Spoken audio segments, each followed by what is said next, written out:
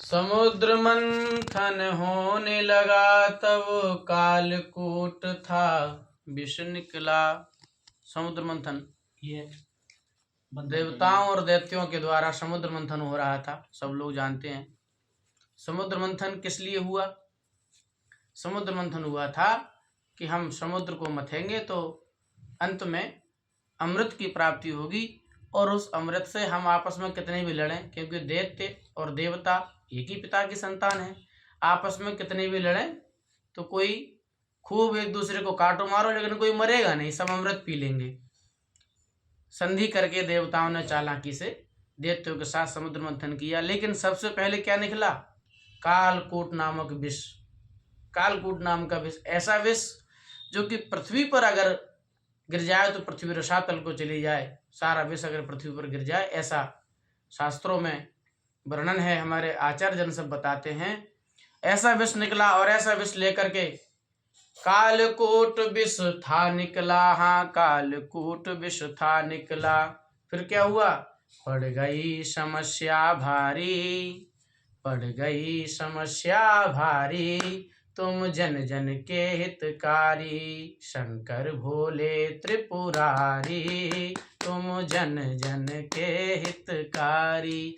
भगवान जन जन के हितकारी हैं। अभी हम लोग आरती में भी गा रहे थे, भगवान सबके हितकारी हैं।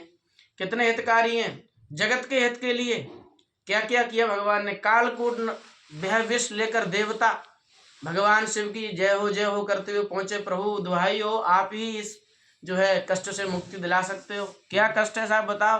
बोले ये जहर लेके आए, ऐसे पी लो। अब कोई व्यक्ति, कोई भी जन अपनी पत्नी के साथ बैठा हो और वह अपनी पत्नी की तरफ देखे कि साहब देखो ये लोग हमें पिलाने के लिए विष लेके आए हैं, और पूछे देवी आप बताइए क्या ये विष पान कर लें? तो देवी कैसे कह देंगे कि आप जहर पी लो? ऐसी कौन सी देवी जगत में होगी जो कह देगी अपने स्वामी से कि आप जहर पी लो, विष पी लो? लेकिन भगवान ने जगत के कल्याण के लिए उस विष को भी कंठ में धारण कर लिया, पी लिया, विष को भी पिया। ऐसे भगवान इतने हमारे दयालु कृपालु परमात्मा, क्या कहा जाए। वेद भी जिनको नेत नेति कह करके जिनके गुणों का बखान नहीं कर सकते, नेत नेति कहते हैं ना, इतना नहीं इससे और, इतना नहीं इससे भी और, कितने और, ये तो भगवान ही जाने, वो स्वयं ही जाने, कोई जान नहीं सकता। क्योंकि इस मानव तन से पहले पता नहीं हम कौन सी योनि में थे, मानव योनि से पहले कौन सी योनि में थे। उन योनियों में हमारे द्वारा जो पुण्य कर्म एकत्रित, किसी तरीका से पुण्य कर्म हो गए, उन पुण्य कर्मों को एकत्रित करके भगवान ने जब हमारा बैलेंस बढ़िया हुआ, तब हमको ये मानव योनि बहुत बढ़िया सुंदर मानव तन दिया। और इस मानव तन में भी आकर के हमने तुलसीदास जी कहते हैं, जेह तन दियो ताहि बिसरायो, ऐसो नमक हरामी। अरे मूर्ख, तुझसे बड़ा नमक हरामी कोई नहीं। जिसने तन दिया, इतना बढ़िया शरीर दिया, सब कुछ दिया, बोलने को बाड़ी दी, कर्म करने को हाथ पैर नाक इत्यादि सब दिया, और उसको ही तूने भुला दिया, उसको ही भुला दिया, अपने ऐशो आराम में उसको ही भूल बैठा है। तो कहा भगवान इतने दयालु परमात्मा कृपालु हैं, जो बिना कारण कृपा करते हैं। भगवान को कहा जाता है अकारण करुणावरुणालय। ऐसे भगवान को हम क्यों नहीं भजें।